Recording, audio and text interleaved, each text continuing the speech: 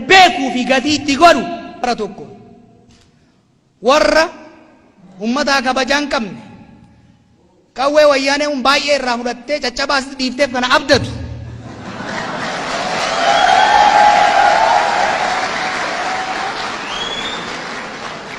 warra obboleeyyan ufii oorrutti gadi baasuu didee ollarraa jigii kadhatu kana jidduutti godhamti.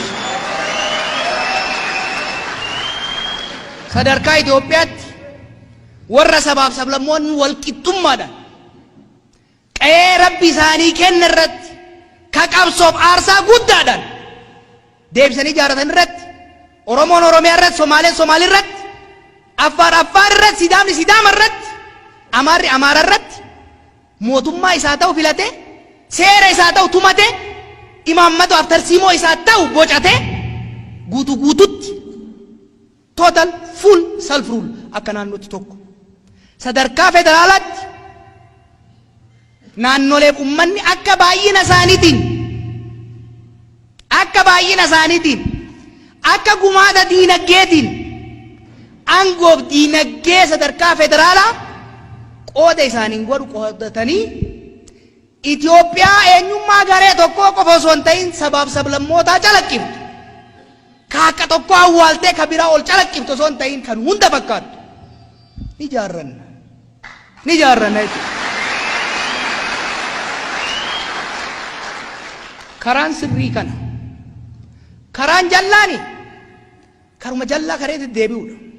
Isinitti himu karaan Minilik biyya kana hin taane karaan Haayile Sillaasee hin taane karaan Mangistuu kan nama fixuu hin taane karaan Mallasaa kan nama qoqqoodu biyya saamuu hin taane I don't know karaan kama Oromootitti ta'a jaran kama qabsaa'ota Oromootitu ta'a yeroo Oromoon kaayyoo Minilikii ka olaantummaa garee tokkoo jalatti Itoophiyaa lumuutti ijaaran tarsiimoo Mallasaa ka saamichaaf qoqqoodaan biyya bulchan itti ijaaranii miti karaan Oromoon ummata gadaa ta'uusaa ummata dimokiraatawaa ta'uusaa kaaqa ofii malee ka ormaa hin barbaanne ta'uusaa ofiifis warra biraafis itti mirkaneessuudha. Kanaaf ammoo ga'umsa gahaa qabna, hoggansa gahaa qabna, tokkummaa cimaa qabna, dhugaa qabna. Ummanni keenya nu bira jira, Rabbis nu gargaara, hin shakkinu, filannoof qophaayaa. Waan ani isinitti himu jarri amma maal barbaaddi?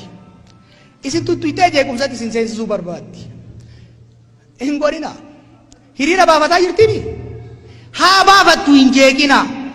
Isinu firii kan argattiisan salfii haa godhattu inuutti dabala harka dhayaaf rakkoon qabdu. Isinitti hime?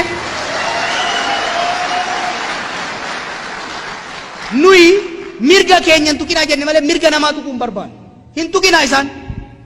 Gaafa keenya immoo tuquuf itti hin dhiifnu. Kanaaf walitti deemnee bal'inaan mari'annaa waan tokko hin shakkinaa. Xurreen irra jiru xurree dhugaati. Xurree dhiigaan dhufti. Dhara keessaa of keessaa hin qabnu. Kaayyoon keenya xaliila ifa.